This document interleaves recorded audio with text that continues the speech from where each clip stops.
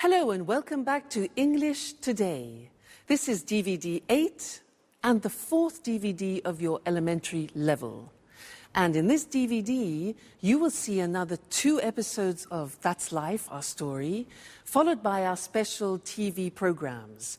This time, a sports expert will be talking all about rugby, followed by air travel without stress, featuring our travel expert.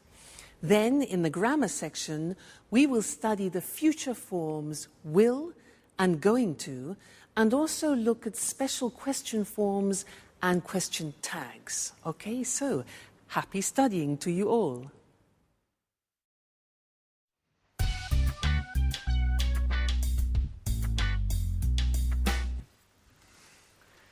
How does this scarf suit me, Anne? Oh, very well. You look fine. Really? I'm not sure. Look, maybe this one looks better? Don't panic, Peter. Everything is going to be all right tonight. I don't know. Actually, I have a sore throat. And I'm losing my voice. I'll sing badly tonight. I'm sure of it. Come on, Peter. You will sing very well. You are a professional singer. Don't forget it. Well, I'm going to have some tea. Would you like some? Thank you, Anne. I would really like a cup of tea, if it's not too much trouble. No, not at all. I'll just add some water to the pot.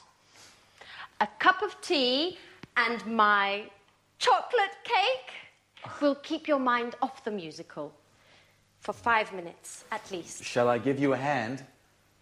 Oh, yes, thanks. Here is the cake.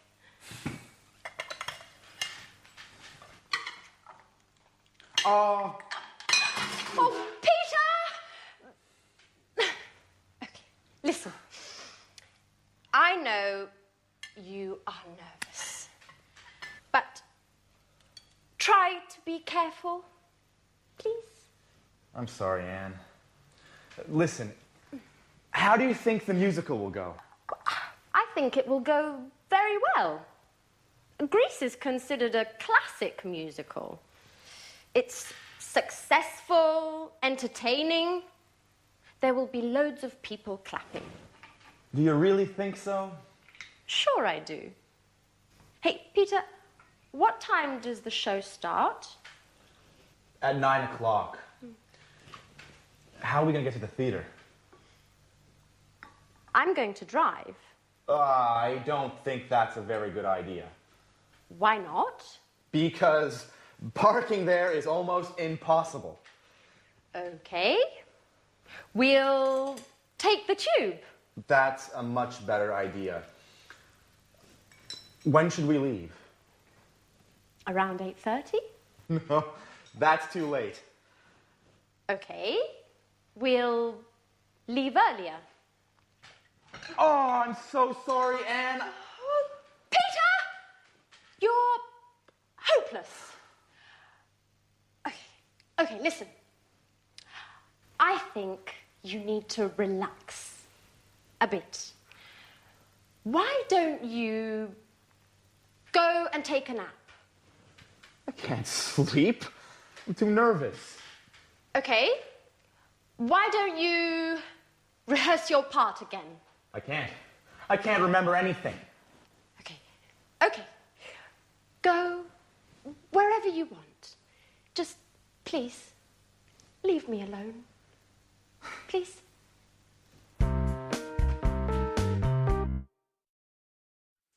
Hi, and welcome back to English Today, the only live TV program when you can learn the English language. Did you see that Peter dropped chocolate cake and tea all over the table and Anne didn't really react? She's becoming more tolerant, isn't she? Great. Now, I have an interesting thing to teach you in this lesson, and it's about will. Now, people usually think that will, the future will, is very easy in English. but it isn't that easy. And in this lesson, I want to look at a particular use of will. Now, watch this. Listen. Imagine that I'm in Oxford Street in London shopping. I stop outside a shop and I see a beautiful dress and I think, I like that, I want that, and I say, I'll buy it. I'll buy it. Now, I'll is the abbreviation of I will. I'll buy it. We use this form when we make a spontaneous decision. It's nothing planned. It happens spontaneously. It's called in English a snap. Snap decision. All right? Let's continue. So, I see the dress and I think, I'll buy it. Great. Then I look at the price. 1,500 euro. Crikey. And I think, I won't buy it. Negative of will. I won't buy it. But then I think, no, wait a minute. I haven't bought myself anything lovely for a long time. Maybe my boyfriend can help me. So I decide I'll buy it. I go into the shop. I talk to the shop assistant and I say, that dress, I like that dress. Can I try it? She says, yeah, sure. So I put it on, look at myself in the mirror and think, fantastic. I'll take it. So I go to the shop assistant and I say, I'll take it. She says, fine, madam. How would you like to pay? How would I like to pay? Cash? Must be joking. Cash, 1,500 euros, cash. No. Credit card. Yes, exactly. I'll pay by credit card, okay? I'll pay by credit card. So, in my bag, here's my bag. Oh no, I left my credit card at home. What shall I do? Come on. Yeah, good. I'll come back tomorrow. I'll come back tomorrow, okay? And she says, that's fine, madam, that's fine, don't worry. She says, yeah, I'll put it aside for you, madam. I'll put it aside. And I'll say, great, thank you so much. Don't worry, I'll definitely come back tomorrow. Okay, now, all those were examples of snap decisions, spontaneous decisions, and that happens many times in a day. So, let's look at the form together. We have I will contracted to become I'll. Look at the examples. I'll try it. I'll take it. I'll pay by credit card. I'll put it aside for you. I'll make a bowl of pasta. And I'll come back later. So, snap, spontaneous decisions. I'll. All right? Now, the negative form we mentioned before, you heard me with the money, is won't. Be careful with the pronunciation. It's not want, it's won't. So the example is, I won't buy it. Or, I won't pay by cash. All right? So, will, won't. You can also ask a question in this situation of a snap decision. And you can say, shall I? Now that's a big change because will in the question form becomes shall. So we say, shall I make a bowl of pasta? Or shall I help you? All right, that's the question form. So, I'll do it, I won't do it, Shall I do it? So those are snap decisions, very useful, very important, and not many people remember that use of will. Great. Let's go back and see how Peter's feeling, and then I'll see you later. I'll see you later. Bye.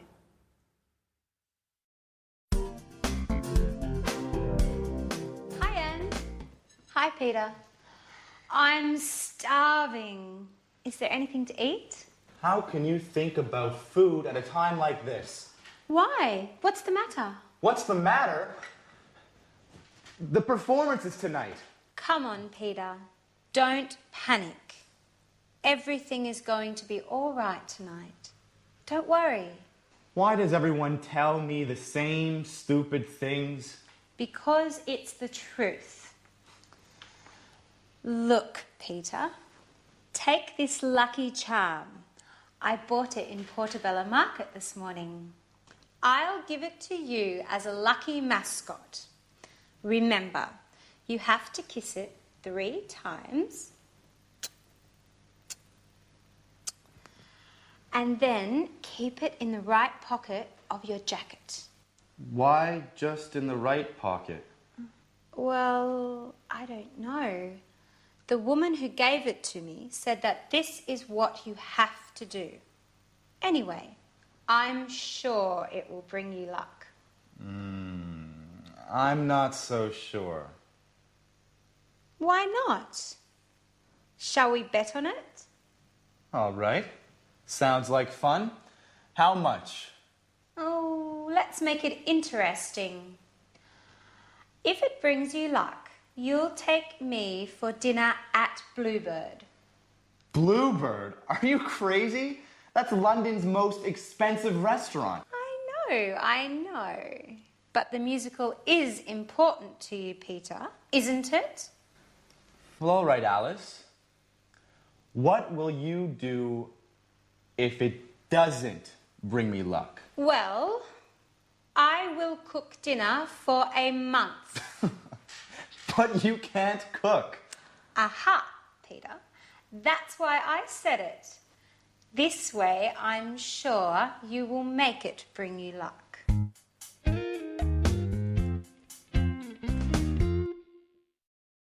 Hello again and welcome back.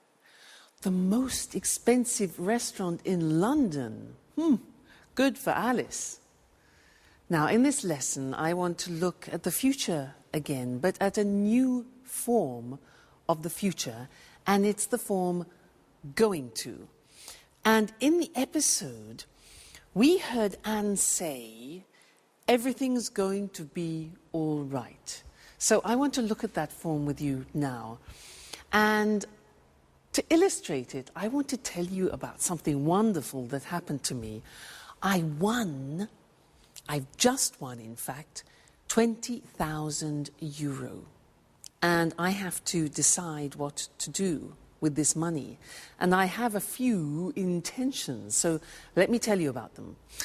Firstly, I'm going to relax for a few days in a spa, hopefully with my boyfriend. Relax in a spa, hot water, wonderful. Then I'm going to visit some old friends in Canada that I haven't seen for a long time, so that's good. Then what? Yes, then a dream. I'm going to travel around Turkey, and I'm going to go in a hot air balloon over Cappadocia. Fabulous. Then what? I'm going to organize a surprise holiday for my parents in Egypt. Another thing, let's see, another intention that I have. Oh, yes, I'm going to buy another double bass for my boyfriend because, it's an expensive instrument and he needs it for his work. So I'm going to buy that. Then what? Oh, yes, I'm going to buy another Jack Russell Terrier to keep Suki companion. And the last thing, well, I think I'm going to put the rest in the bank. All right? Now, I was explaining to you my intentions for the future. And when you do that in English, you use a particular form in the future, and it's going to. Let's look at that on the screen. So, the verb to be plus going to and then the infinitive. So the examples that I was using is this form. I'm going to have some tea. For example, you see the verb to be, going to, and the infinitive. He's going to sing well. So he, third person, changed the auxiliary. He's going to sing well. Everything's going to be all right, as Anne said. They're going to take the tube, you know, the underground in London. They're going to take the tube. Now, very often when you hear this form, you hear a pronunciation like gonna. So they're gonna take the tube. And that's when we completely contract they are going to, and it becomes gonna. And often you see that in subtitles in English on films. Gonna. Okay? Now the negative form is easy. It's the negative of the auxiliary to be. So I'm not going to leave tomorrow. I'm not going to leave tomorrow. He isn't going to return soon. And we aren't going to come with you. All right? Sometimes you hear, I'm not gonna. He's not gonna. That's when we speak quickly. All right? And then the question form, again, easy. You invert the subject and the auxiliary. How are we going to get there? How are we going to get there? Where is it going to happen? And when are they going to leave, or are they going to leave? All right, so that's another form of the future. And you can see slowly that the English future is quite interesting and quite complex. So when you want to talk about your intentions, you use going to. And I'm going to see you in the next lesson. All right?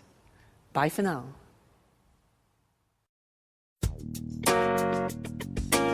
The musical was great, wasn't it? Yes, it was. Peter was excellent. Well, now let's think about the party. It's time for fun. Oh, by the way, who's coming to the party tomorrow? Well, David will be here. Mary, Paul, and Tom will be here as well. Everyone will be here. I wonder if Jack will be here. Jack? Why? He's leaving on a business trip tomorrow morning. He doesn't know exactly when he'll be back. Hey, girls. What are you talking about? Anne was telling me that you won't be coming to the party this evening. It isn't true, is it? Yes, it is. I'm afraid I can't. Business before pleasure. You never will change, will you? Excuse me. Hello? Oh, hi. I really don't have a choice. Listen, Jack, I was wondering if you really have to go away on business, or if you're not coming to Peter's party for some other reason.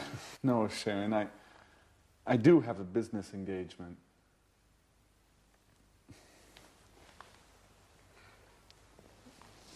Anyway, since you asked, I'll tell you. There's more. I'm jealous of Peter. Oh, come on, Jack. You only care about business.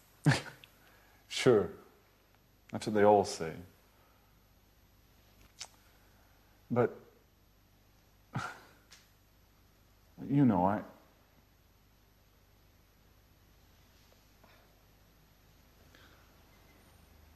I'm interested in you. And Sharon, are you really interested in me?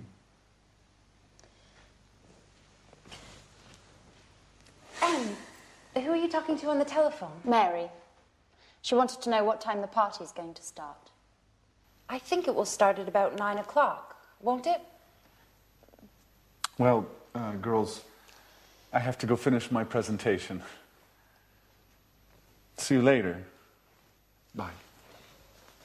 Back to work. You'll never quit, will you?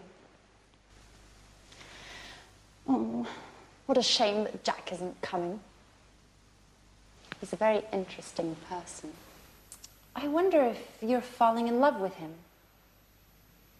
Come on, you can tell me. Okay. But don't tell anyone. Yes.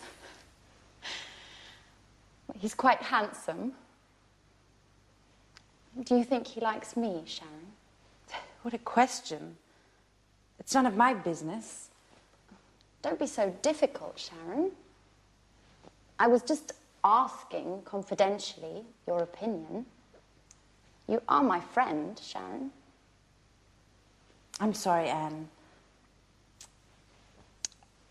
I didn't mean to hurt your feelings.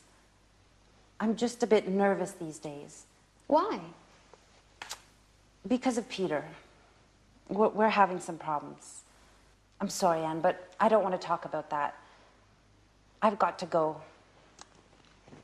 See you later. Bye-bye.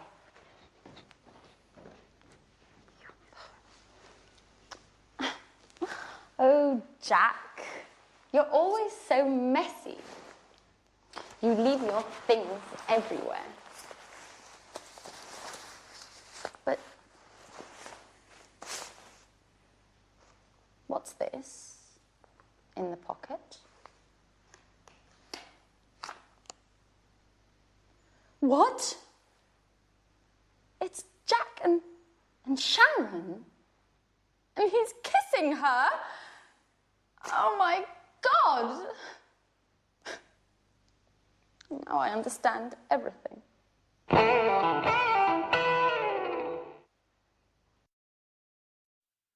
Hello again and welcome back to your live English language lessons. And in this lesson, we're going to learn something about questions. Remember how we said that English questions are difficult because of all those auxiliaries? Well, in this lesson, we're going to learn something which is especially typical of the English language.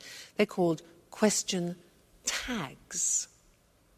Now, let me give you an example of a question tag. She's unhappy, isn't she? Let's look at that. So, she's unhappy, isn't she? Strange, hey? She's unhappy, isn't she? Now, it's not really a question asking you for information. It's more a question asking for confirmation, whether you agree. And usually the people agree. So, she's unhappy, isn't she? Yes, she is. Look at the construction. She's unhappy is in the positive form. And then we have the tag. It's called the question tag after, in the verb to be, but in the negative question form. She's unhappy, isn't she? This is very common in English and not common in other languages because other languages usually use no. For example, she's unhappy. No. We repeat the verb. And because it's complicated now, let's go to the screen and see some more examples of that, okay? So, she's upset is like she's unhappy. She's upset, isn't she? You're a student, the verb to be, you're a student. You take the verb to be, are, and you turn it into a negative question. So we say, you're a student, aren't you? All right. Next one. He's Brazilian, isn't he? Do you see the mechanism now? It's raining, isn't it? Again, I'm not asking for information, I'm asking for confirmation. They're watching television. They are watching, aren't they? They're watching television, aren't they? And you notice that my voice actually goes down at the end, so it's not like a real question where your voice goes up. We're learning, aren't we? You live in Italy now. Look at this example here. You live is the present tense, so we need the auxiliary of the present tense of live, which is not the verb to be. So look how that works. You live in Italy, don't you? Negative don't. Auxiliary is do in the negative don't you. Interesting, eh? You live in Italy, don't you? If we change that into the third person, it becomes she likes English. What's the auxiliary? Exactly, does. In the negative, doesn't she? So she likes English, doesn't she? And the last example, they work at home, don't they? They work at home, don't they? All right, so it's not easy. You have to keep in mind the auxiliaries all the time. What happens if we begin with a negative sentence? For example, you aren't American. Well, then we use a positive tag. So, you aren't American, are you? Okay, aren't, are. She isn't a teacher. Is she? Negative, positive. He isn't watching TV. Is he? They aren't playing today. Are they? Let's change to the present tense. You don't play tennis. Do you? We use the auxiliary do you? Question form. It doesn't work. Does it? Third person. She doesn't like him. Does she? And they don't come often, do they? Now, you're probably thinking, God, that's really difficult. And it's not easy. It takes a lot of practice. But when you know your auxiliaries well, it becomes easier and easier. Okay, so don't worry, slowly but surely, as we say. Now let's turn to That's Life, and our friends are having a party. Let's go and join them. Bye.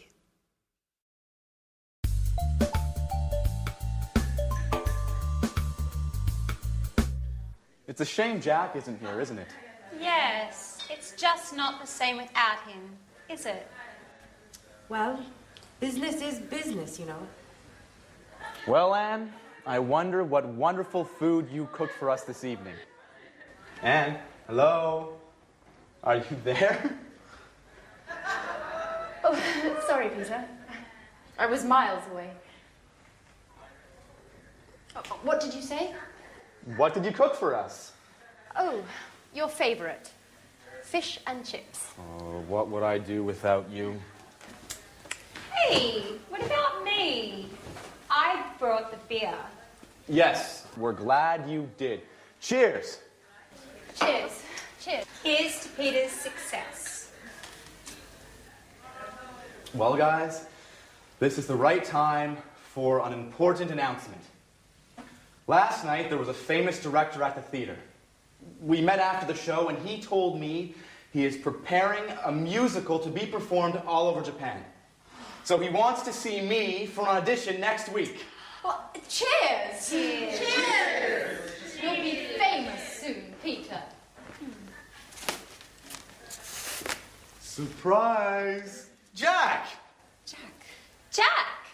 Well, well, not so dedicated to your work, are you? Peter, get me a beer. Now you're talking.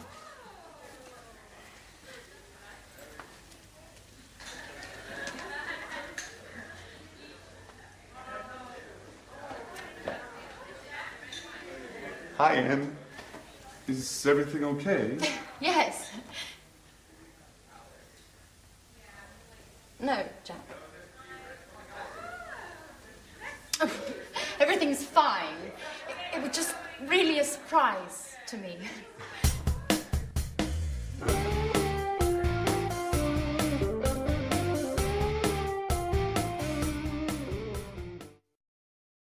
Hello and welcome back again for some more English.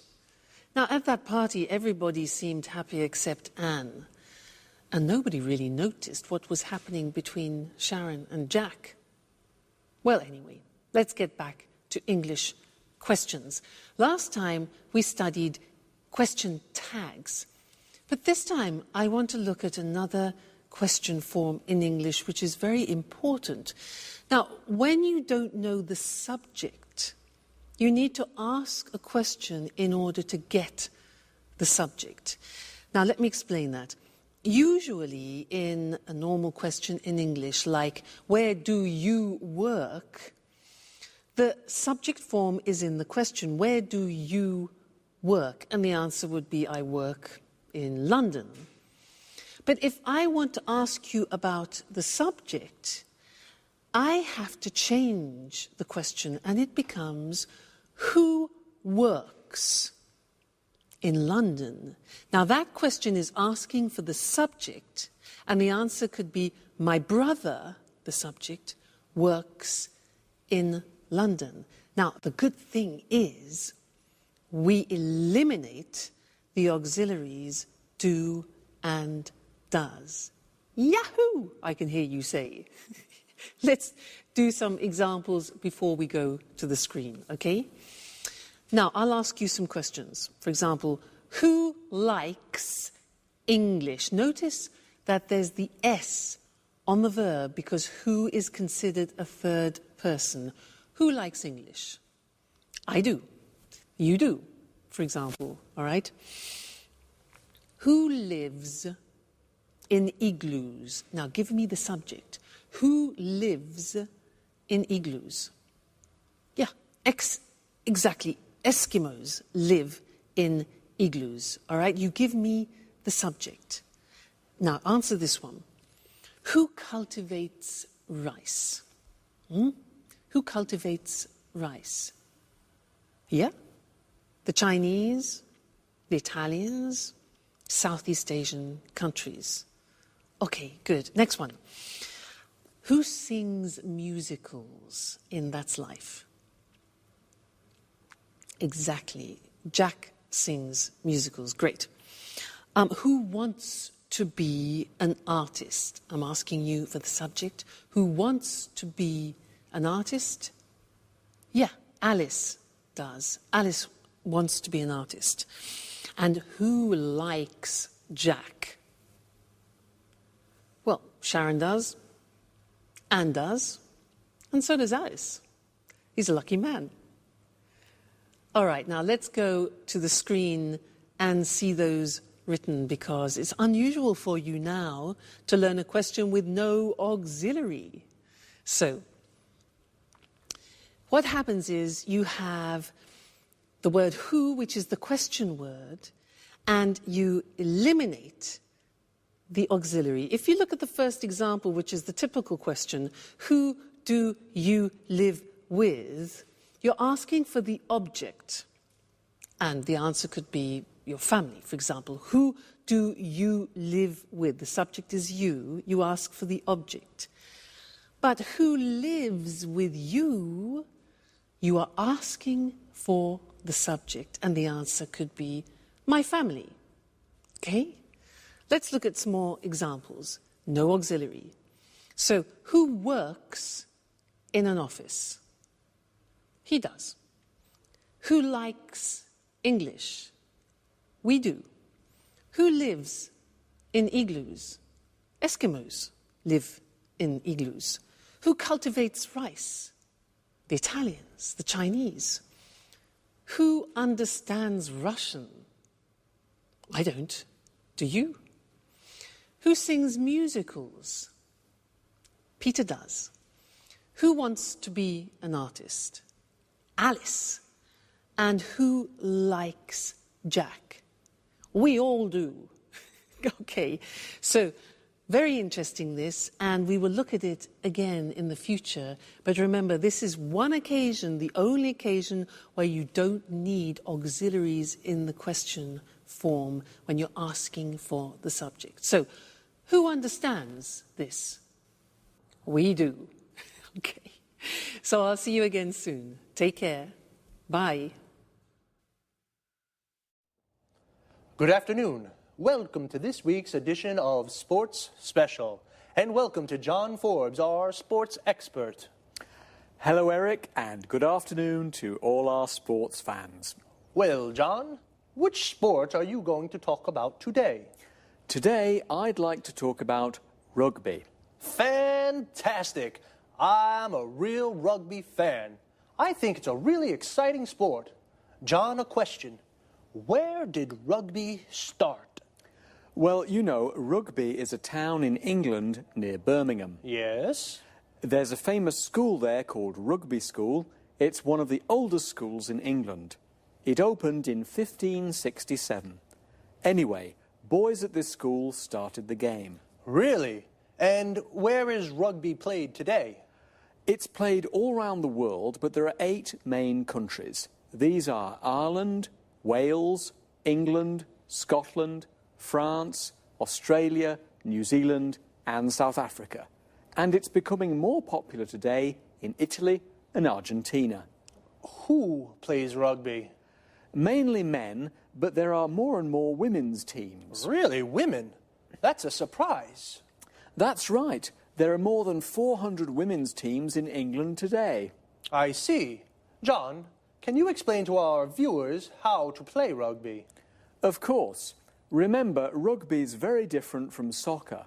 The ball's oval like an egg. There are 15 players in a team, and the players can carry the ball. In fact, the aim is to run fast with the ball in your hands. And what about a tackle? What's that? To stop a player of the opponent's team running with the ball, you tackle him. You catch his legs and pull him to the ground. That sounds dangerous. Yes, it can be. There are lots of injuries in rugby. It's a very physical game. And how do you score? Well, you run with the ball and put it down on the ground at the opponent's end of the pitch. Of course, your opponents do everything they can to stop you from reaching their end of the pitch. You score a try if you cross the try line and put the ball down on the ground. You can also score points by kicking the ball between the 2 goalposts. The goalposts are very high.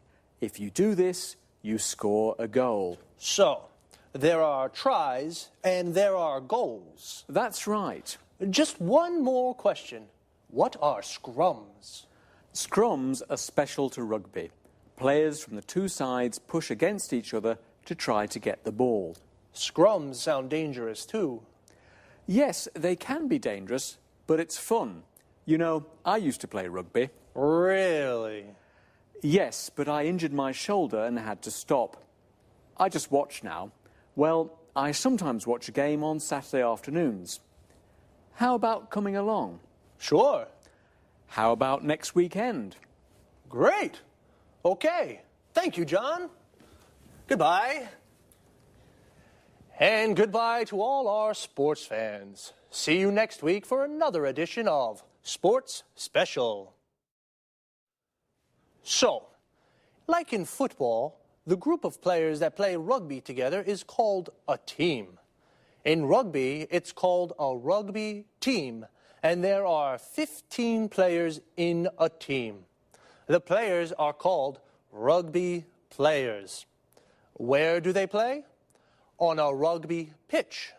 We also say a football pitch, which is where football players play football, and a cricket pitch, where cricket players play cricket. When we go to watch a rugby match, we go to a rugby ground. Well, as John said, rugby can be dangerous. In fact, there are lots of injuries in rugby. An injury is when you hurt or damage a part of the body.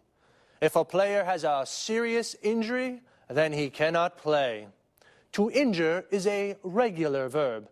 For example, if you break your arm, you say, "I injured my arm." Why is rugby so dangerous? Well, it's a very physical sport.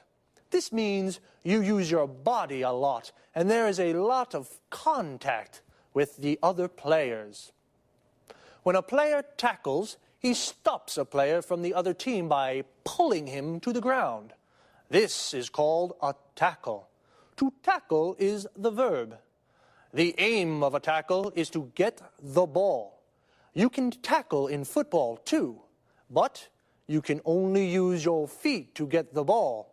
In rugby, You use your whole body. What about a scrum?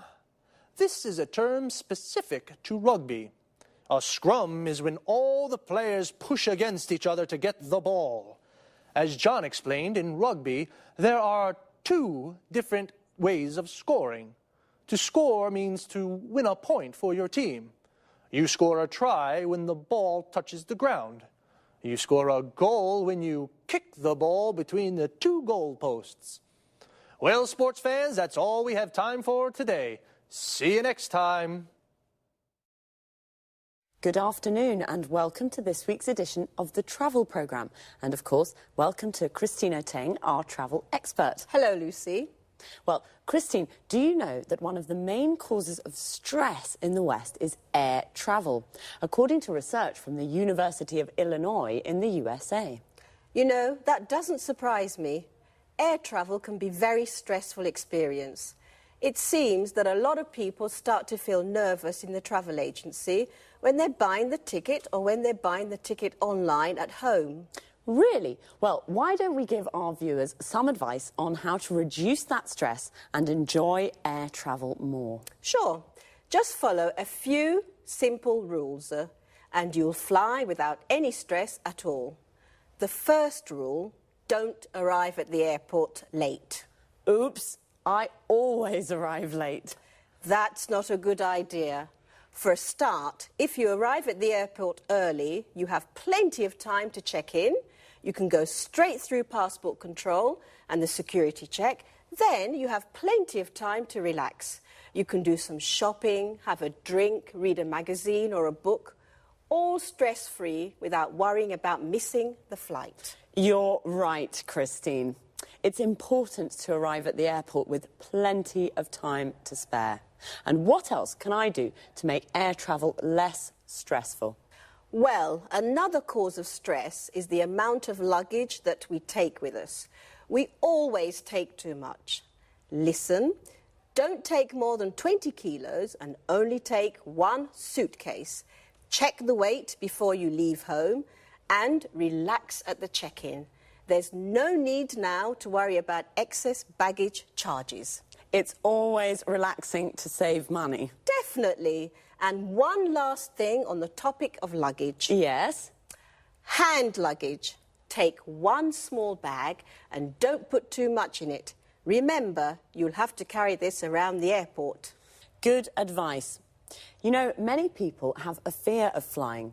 These people become nervous when the plane takes off and lands. Of course, I understand that people may feel nervous at these moments. They should remember that flying is the safest way to travel. So, relax and enjoy the flight. And you shouldn't look out the windows too much. Why not? Clouds are relaxing. But if you do feel nervous, you could try taking a tranquilizer. If you have a real fear of flying, they can help you relax. Don't take too many, though. Of course not. And try closing your eyes as the plane takes off and lands. Think of the beautiful place you're going to or the wonderful holiday you just had. Well, how to enjoy stress-free air travel. Don't arrive at the airport late. Don't take too much luggage. After passport control and the security check, relax with a drink and something interesting to read. Or perhaps do some shopping. And once you're on the plane, remember that flying is the safest way to travel. So thanks, Christine, for this very useful advice, and goodbye. Goodbye, Lucy, and safe travelling. See you soon with another edition of the Travel Programme. Goodbye. Well, I certainly didn't know that air travel could cause so much stress. Air travel is the general expression for everything to do with flying. So the stress can even start when people buy their tickets at the travel agency or online. The travel agency is the place where you book a holiday or buy an air ticket. Online means you buy the ticket on the internet and you pay by credit card. To avoid stress, you should arrive at the airport with plenty of time to spare. To have plenty of time to spare means you have lots of time to relax. Notice how we say arrive at the airport, and relax is a verb. So you should arrive at the airport early so you can relax before the flight. If you arrive at the airport late, you could miss the flight. To miss the flight means you can't get on the plane and it leaves without you. Before you can get on the plane, you have to go through passport control. This is where you show your passport to an official. You have to go through the security check. This is where you put your hand luggage into the X-ray machine. Hand luggage is the bag you take on the plane with you. Luggage is the general word for suitcases and bags. A suitcase is a kind of bag where you put your clothes and shoes. Now, some people have a fear of flying. This means they're afraid of flying and they get nervous when the plane takes off and lands. When the plane takes off, it leaves the ground. And when a plane lands, it touches the ground again. So remember, flying is the safest way to travel. See you soon. Bye-bye.